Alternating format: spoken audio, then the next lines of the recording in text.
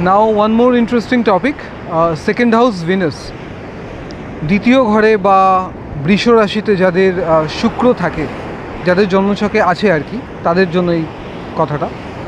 সেটা হচ্ছে যে তাদের হতে পারে তারা গান শিখেছে কিংবা নাও শিখতে পারে, কিন্তু তাদের সামনে যদি কেউ বেসুরো হয়ে গান গায় বা গানের লাইন যদি ভুল গেয়ে চলে যায়, তাদের প্রচণ্ড ইরিটেশনের জায়গা তৈরি হয়। সেটা তারাই ব্যক্ত করতে পারবে, এছাড়া কেউ পারবে না। ইভেন হতে পারে তারা কখনো গান শেখে পর্যন্ত নি, কিন্তু বিভিন্ন রিয়েলিটি শোতে বা সামনে কেউ গান গাইছে, তাদের গানে কোন জায়গাটা সুর লাগেনি সেই জায়গাটা অবধি তারা ডিটেক্ট করে দিতে পারে এই রকম। এবং সেকেন্ড হাউস ভিনাস তারা ততক্ষণ প্রসিদ্ধি পায় না যতক্ষণ তারা মুখ খোলে না।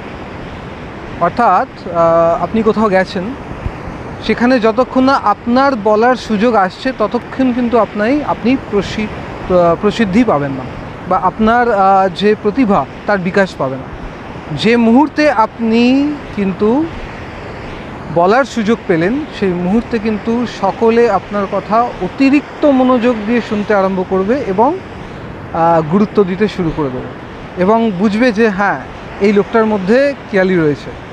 ওকে, তো জানাবেন কমেন্ট সেকশনে। Thank you.